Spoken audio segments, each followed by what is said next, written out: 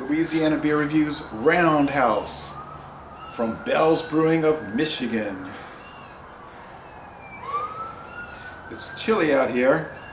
It's down to 41 degrees, so frankly just cold. 7.5% alcohol, 6-month shelf life. Yeah, I hear those sirens. It sounds bad. I heard excuse me, I heard a lot of sirens about 5 o'clock this morning, and it really sounded bad.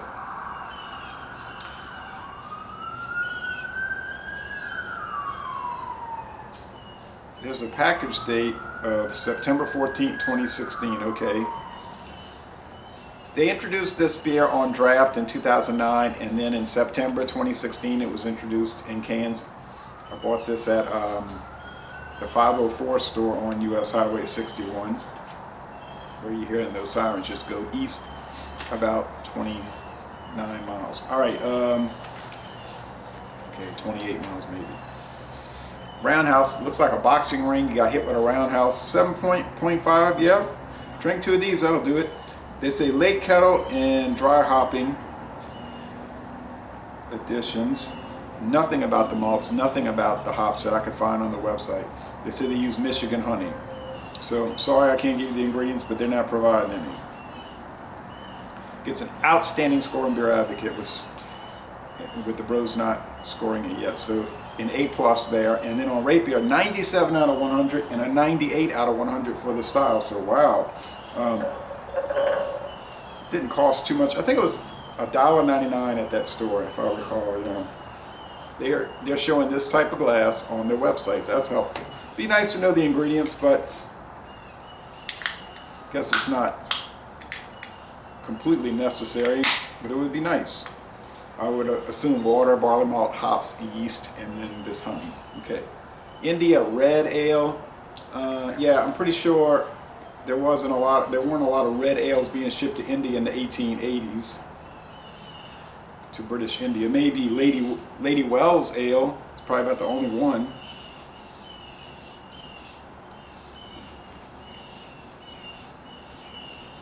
Which was renamed Murphy's Irish Red Ale in 1983.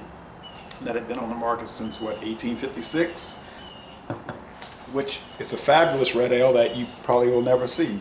We had it here, but oh, it disappeared. Now these India red ales, these IPA type red ales, India Pale, yeah, you see how pale it is? Not really that pale, is it? It's like rust red. It's like a juicy red with the sun shining through it. Ooh.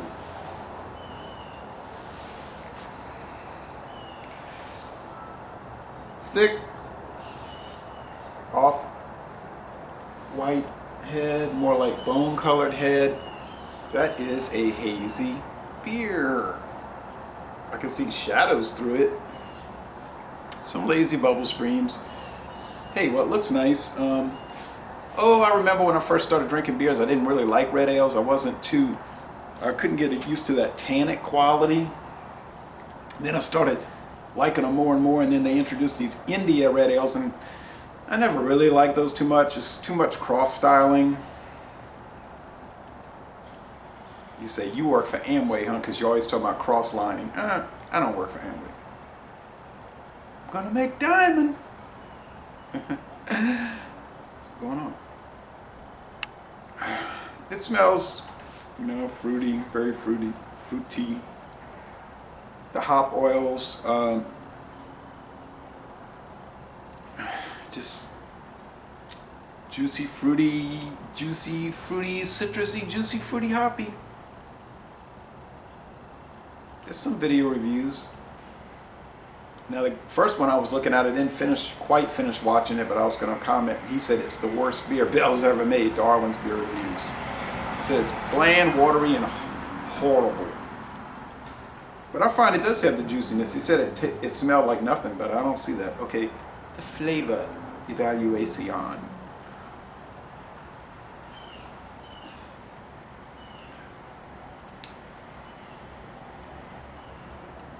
It's juicy, fruity, juicy, citrusy, juicy, hoppy, juicy. Okay, so if you're into that, you're gonna love it. I mean, you're just going to rave about it. And that's why it's getting a 97, 98, okay?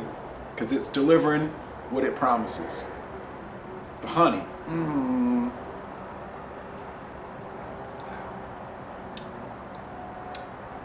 Yeah, I see that in the undertaste. It's more covert than overt, subdued. If I didn't know it was in there, I wouldn't remark about it.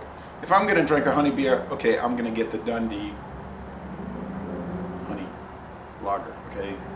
That's the one to get, or that one from Poland, but the Dundee honey brown lager, get that if you're into the honey thing, okay? Plus you can get a 24-ounce can for 99 cents in Ohio. You can't get that beer around here anymore anyway. Okay, so what's going on? Yeah, Dundee is from Rochester, New York. Same people, NAB, North American Beverages. Same people that make the Genesee line of beers. The mouthfeel here on this chilly day, but they say it might get up to 74. When they say that, it usually gets up to like 76. It depends on the cloudiness. Not a cloud right now, but that'll probably change. Bitterness, I would think the IBUs are probably, oh, excusez-moi.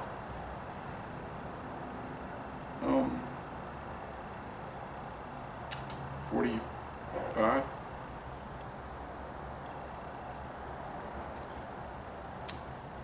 50, yeah, 50 IBUs maybe. Maybe more, because it's starting to set in a little bit. Sweetness, it's pretty sweet. On the Cyclops scale, it'd probably be 3.5 out of 5 sugar cubes, maybe 4, maybe 4. Bitterness, yeah, 4 out of 5. Hop cones. Mouthfeel, high, medium, almost to heavy. Finish, medium dry, easy going, you know, relative, well, for me it's easy going because I'm used to drinking these bitter, you know, kind of chewy, heavy bodied, high alcohol, specialty lager beers.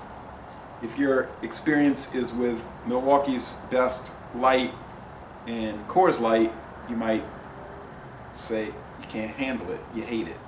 But then I know other people that drink only light beers and they try these gourmet craft beers for the first time and they're like, oh yeah, it's really good, and they're just right into it. So it all depends on what your flavor is. Look at that thick lacing. Well, I would like to give it a bad rating just because I take issue with India red ales, but honestly, it really is an A+.